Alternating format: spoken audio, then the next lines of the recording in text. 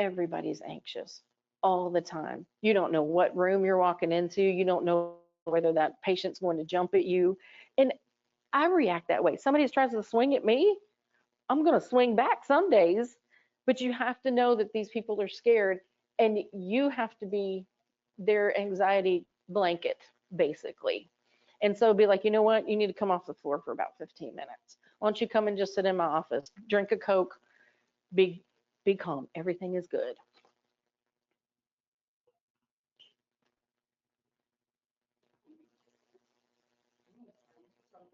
I'm coping now, see?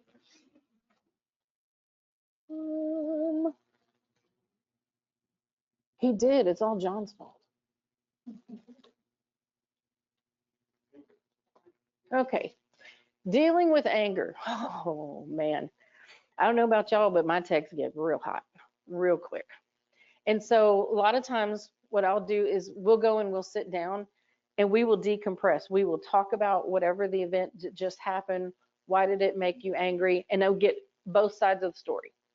And you have to be the mediator between both sides of those stories and say, okay, how do you think how do you think we can fix this? How do you what does this mean to you? And I like to go out and I'll be talking and I say, does that make sense? A lot.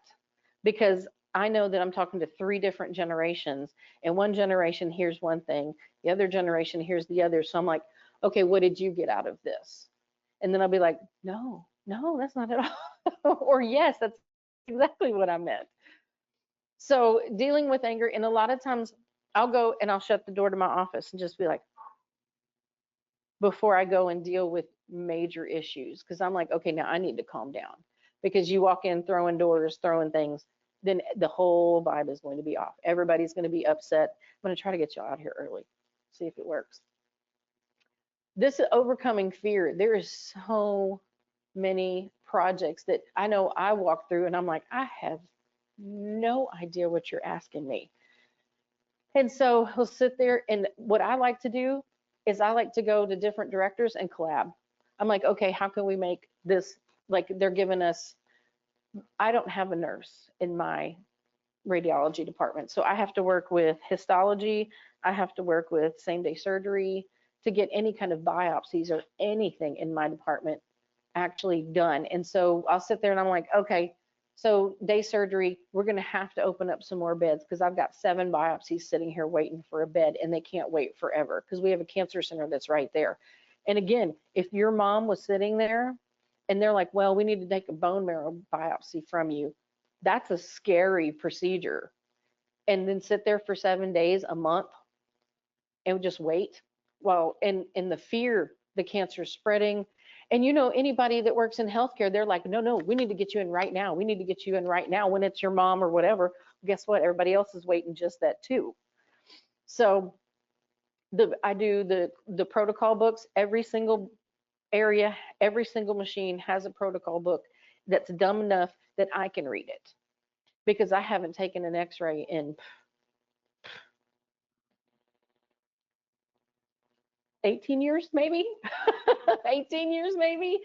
But I can go, but every now and again I'll go on a gimbal walk and I'm like, oh, I got this, I got this. But actually taking like a whole shift, no, no, haven't done that in forever.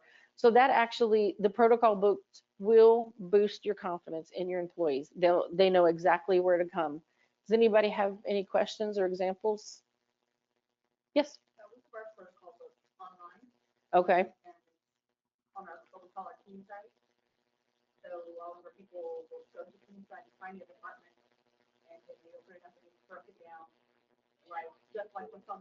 Yeah.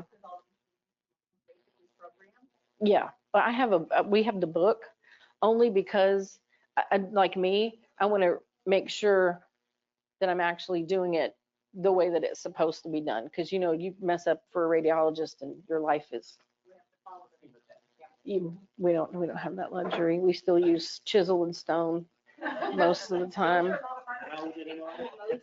Exactly. My MRI is 18 years old, and that's not the oldest thing in the department. That was me. No. But yeah, you have to create, and this is a buzzword, psychologically safe work environment. It's a buzzword for everybody, but it basically means your techs cannot be afraid of you. They cannot go, I know Kelsey's not going to stake up for me if a doctor comes at me.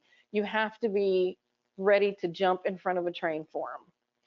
And that's what they expect. And I don't blame them. I had one of the smallest turnarounds, tech turnarounds in the whole entire Houston division, because my employees, when I say jump, they'd be like, how high? Because they knew I wouldn't ask it if I didn't do it. So I walk the walk, I talk the talk. I can run any one of those machines if I had a book in about 15 minutes. But only a OR I probably couldn't do, because I'd probably come across the sterile field.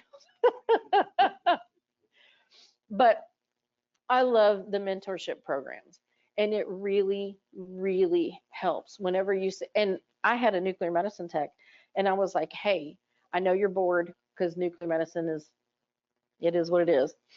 And he said, yeah, you know what? I'll go to CT school. Went to CT school, became a tech, and then he's like, you know what? I'm still bored. How about I do an MRI? And so he went to MRI school, and so now he's 3 certified. And I will tell everybody, you want to get another certification? Come on, let's help. I'll help you. You want to go to college? Come on, let's help. I'll fill out any kind of forms you want. And they're telling me every time one of the girls sees me that doesn't work for me anymore, she says, you're the only reason I'm graduating college. You're the only reason. And I'm like, that's where I want to make a difference. That's where my heart is, not in how much this company makes, not in how many x-rays we do, not on the bottom line budget. It is how my people feel, because no one wants to be treated terribly, including your employees. And if you're the reason, it's time for you to go. It's time for you to go. And worry. Can you imagine how many, like one of my employees, her daughter had cancer. And she was like, I'm so scared. I need this days off and this day. Do whatever you need. I am never going to come at you if you have to take care of your family. I get it. I understand. But when you're here, even my worries have to go away. My worries for everything. I need to leave them at the door and come out and be like, okay, what do we need to get done in this department? And so a lot of times I'll bring them into my office, sit down. Hey, let's talk about what's bothering you right now. And guarantee you they come out with a sandwich and they're much, much happier. And they're willing, when I'm like, hey, I need a 3 to 11, they're like, I'll do it. I'll do it. And then it was nurses who participated in weekly support groups reported a 30% drop in work-related anxiety, because we all need somebody to talk to. We can all hold it in. We're very good at holding it in because you're an actor, you're on stage most of the time. And so if you have somebody, a peer group to talk to, go out, have a drink with, whatever, and that's just like your text, encourage them. Hey, why don't y'all go have pizza tonight? Why don't y'all go get together? And I used to throw huge parties for them, just to show my appreciation. This isn't the hospital, this is me. I appreciate you. Yeah, and we've all failed. I failed today. It is what happens. And so you need to, whenever somebody fails, you walk up to them and you go, okay, what happened? You're not accusatory. You're sitting there and you said, just tell me what happened. And then I'll go get the other. Tell me what happened. Okay, now how can we make this better in the future? It's done. It's water under the bridge. We're not writing anybody up. I don't believe that anyone does things intentionally. Mistakes happen because they're stressed, they're worried, the equipment doesn't work right, they're tired because you have mandatory overtime, they're tired. So you have to really go in there and be like, hey, you know what? I understand that this happened, but you can learn from it. And I guarantee you, if I fail, you're only gonna catch me once. You're only gonna catch me once failing on that. You may catch me failing at something else, but that mistake is fixed. And that's what I preach and get across it. I'm like, okay, this is never gonna happen again, right? They're like, nope, never, we got you. And normally what they'll do is they're like, oh, the situation came back up. What do I do? What do I do? And I'm like, that's exactly what you do. You come find a grown up. You come find a grown up and you tell them what's wrong. We will fix it for you. But also, I give them a lot of leeway. Like I'm not sitting there going, what are you doing, Bruce? What are you doing, Bruce? I don't think you did that right. Your TPS report isn't signed, Bruce. Oh, no. And so I'm like, okay, if I walk through your department, I'm there to say hi, not to come badger you about something. Or if there was a problem, I'll solve it. I'm sorry. But yeah, we had a really, really, really good system of communication when things went wrong. And then we would also walk in the next day and huddle. Hey, this went down. If any of y'all run across this, please let me know. Or, maybe y'all can amongst yourselves fix it. But it's never blame game. It's never picking names, choosing sides, because that's all that's going to do is, that's not fair. How often do y'all hear, that's not fair? It's not fair. Like, guess what? Nothing's fair. I have to listen to y'all. And so 85 of employees thrive in positive workplace cultures.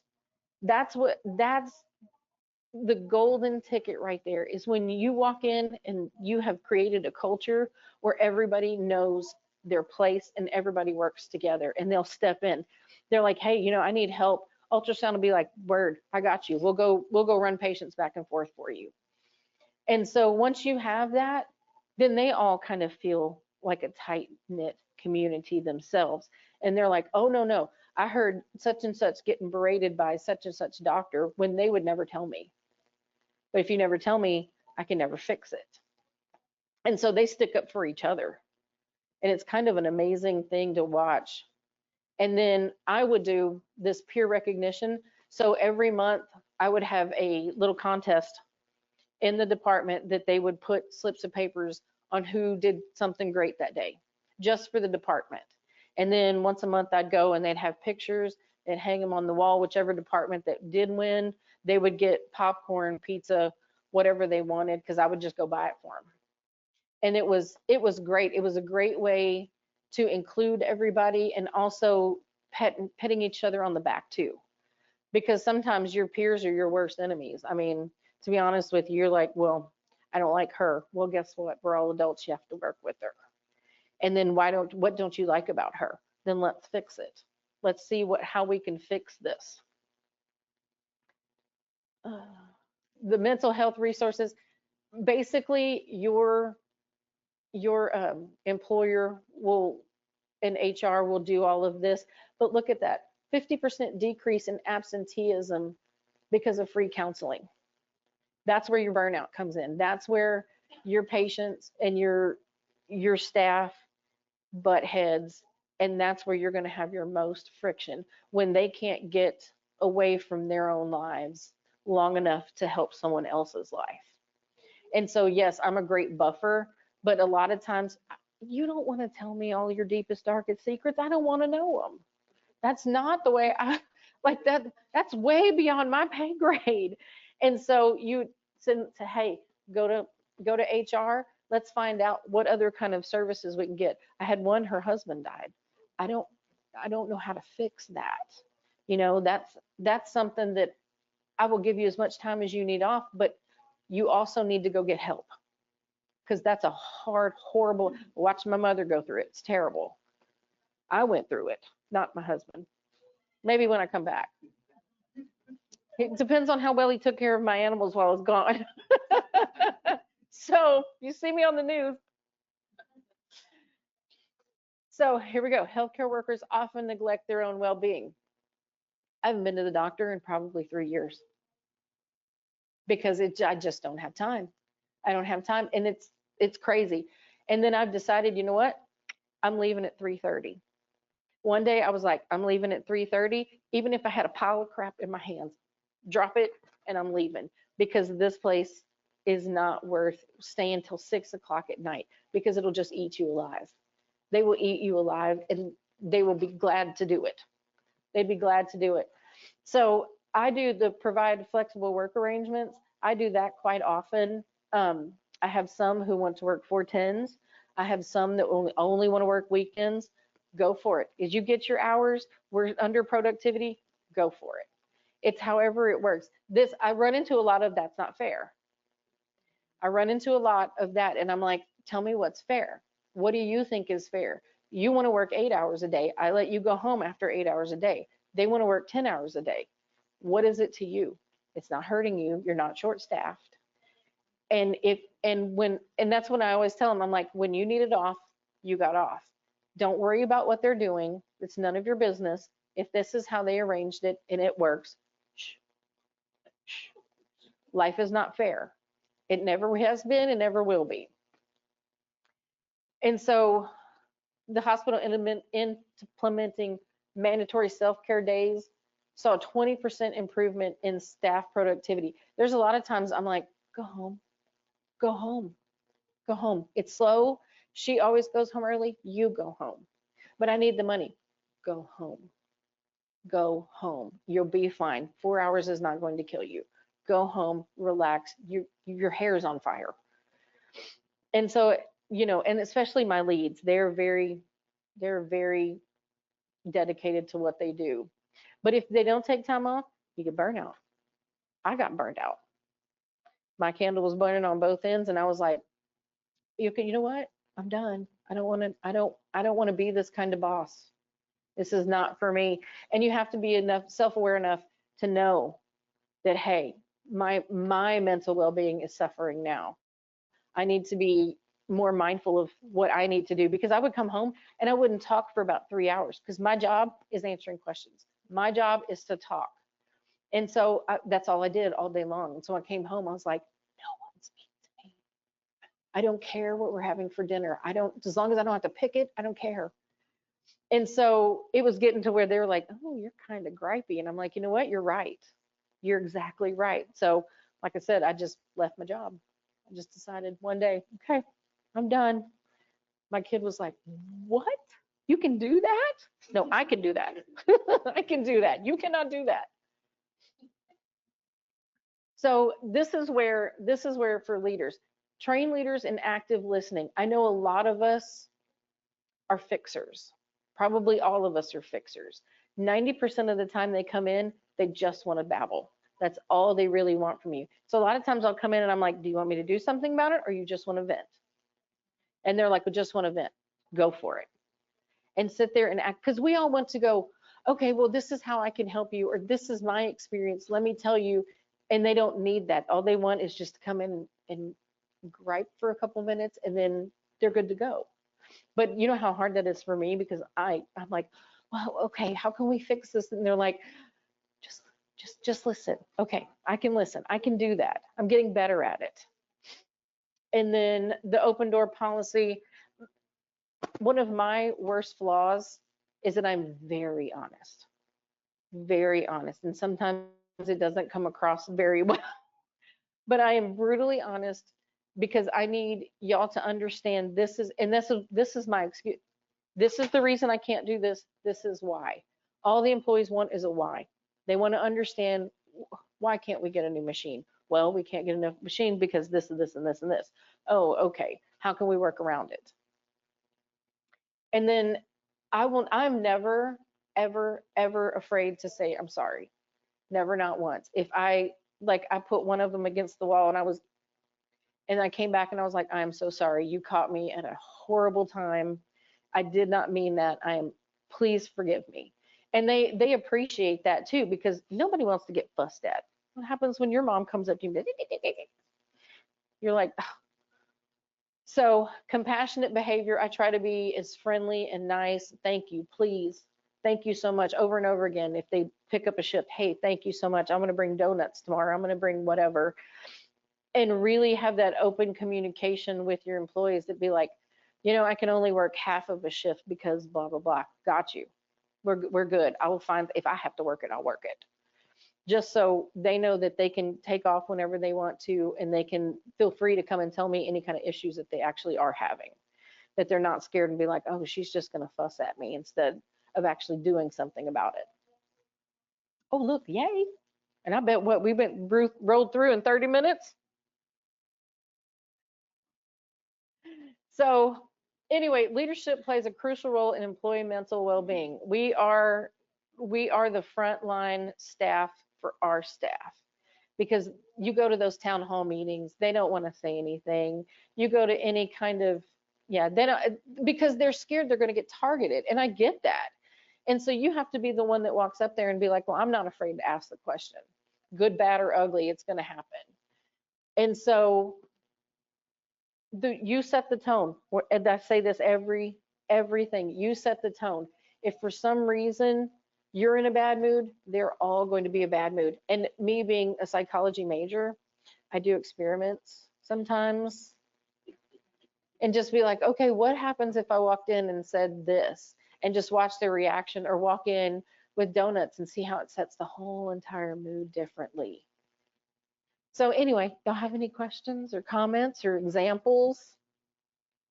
So I totally agree with you. Still, Yeah, yeah. You're looking like one. Okay, who's smarter in this place, me or you?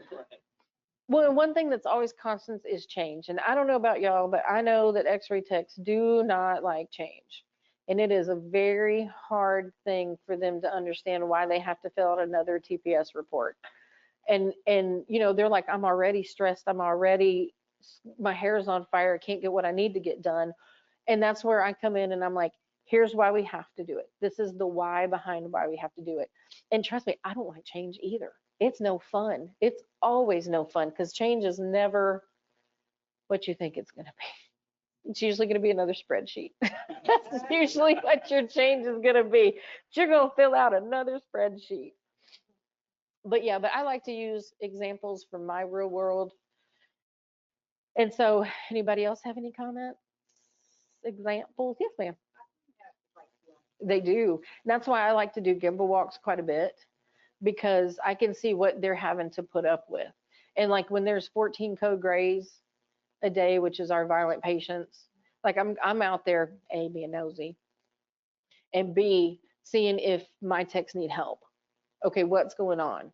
And I will come in the room, and like I said, I am the barrier between them and everybody else. I'm like, no, no, no, no, we're not going to play this game. We're going to do it this way. And so that's the first thing they do is they come, Kelsey, that's right, come get a grown up. Come get a grown up. I don't think I'm one, but come get one. I can find a grown up for us. But yeah, this honestly, the mental well-being of us and our employees is so important, because a lot of times the techs, you know, they lose their compassion, they lose their empathy, because you have the ones that need Oscars for their performance, and then you have ones that are really, really sick and scared and grumpy. And I was a radiation therapist, and there was this one man who made every single one of my techs cry. Every single one of them cry. And I was like, they walked into my office and everybody had tears in their eyes. 3 of them. I was like, what happened? And they're like, he's just so mean to us. And I walked out there and I was like, no, sir, you're not going to make these women cry. We're here to help you. We will help you in any way possible, but you're just being ugly. He brought me a cat. He gave me a cat. After that, he was like, because I talk about my animals, I talk about things, and he's like, I know you missed your orange cat, so I brought you one. And I was like, okay, well, my husband's gonna have a litter of kittens now that I'm bringing home a cat. And she was the best cat ever. But that's you make an impact into their lives every day, and you don't even realize how big of an impact you make. That one split second decision of whether to be ugly or nice can turn the whole and with radiation therapy, you see them for months at a time. And so if you start off on the wrong foot, that's going to be a long 3 months with one patient. And be able to go, you know what, this is why the delay is happening, this is why this is going on, and actually go out there and not be afraid to talk to the patients. Because a lot of directors, I don't know about y'all, but will not go out there and speak. They're like, we'll go tell them that we're running behind. To tell the tech, go, no, that's your job. That is what you're supposed to do. You're supposed to go out there and tell them what's going on, because you are their first line of defense. And I'm so scared nowadays that somebody's going to come in with a gun. We locked our whole entire unit down, so nobody could walk back or forth or anything, because that is my worry. That is my worry quite often. I'm like, somebody's going to come back here. Because I had one crazy person come into my office, shut the door. I was alone. And I was like, okay, you're in between the door and me. What are we going to do? and he was wanting to use a phone. That's all he wanted. And I was like, all right, come on, come on. He bolted from the ER. I was like, come on, we're gonna go find you a phone. Sat him down, found him a phone, and I called ER. I was like, oh, y'all missing somebody? Because he's in my office. He has this pretty hugging jacket, and I want one. This jacket to hug yourself. But yeah, and then once you change the culture, once you get them trusting you, you won't have to worry about retention. You won't have to worry about morale. You just go, and it's almost to the point that it's easy, that you walk through and you either already automatically know about what problem is going on, or they're happy to see you. I want to be the boss that they're happy to see me. They're not, oh, she's just going to do something else. I just know she's going to be. And so I'm the one that everybody comes, they're like, can you be our director too? How about you take over? And I'm like, I don't know anything about, I don't know anything, honestly. I took on radiation oncology and oncology, and I told them straight up, I was like, radiation, I got you. Oncology, I have no clue what I'm doing. And they're like, oh, don't worry, you're a fast learner. Yeah, so I'd sit there and read books and try to be the best leader for them that I could, even though I knew I wasn't going to be permanent there. And but also, they need support also. They need support. And when they're talking to me and they're like, well, this drug costs this much and blah, blah, blah, blah, blah, I need to understand what they're saying and not just be going, yeah, go for it. Yeah, yeah. And then it'd be an $8 million mistake. So anyway, yeah. So that's my final thoughts. Y'all have anything else? And they put me in charge of it. And that's when you should go to your director and be like, hey, look, this is an issue that we're running into. And your director should go in there and be like, she's your boss, regardless of what it is. If you have a problem with what she said, or you think you have inconsistencies, please let me know. But a lot of times they're like, that's not fair. And I'm like, you don't know the situation. It's none of your business how I treat her or let her go early, because it's none of your business. Because when you needed it, I didn't go tell everybody else, well, Caitlin is leaving for the day because she has a dentist appointment she forgot about, or chiropractor appointment. It's no one else's business. And I'm like, okay, if everything is fair, then I'm taking everybody's cell phones away. No one's going to be happy. So you either want to confine yourself a little bit and respect everybody else, and you get 2-3 phone calls a day, which is quite a bit, but then everybody else, unless you don't want to know no policy. And no policies, no one is happy. No one is happy, and you won't be happy. And that's a lot of times when I tell them, you coming in here to gripe, or you coming in here for me to do something? I will do either. But this is all dependent on you, because you are feeling some kind of way.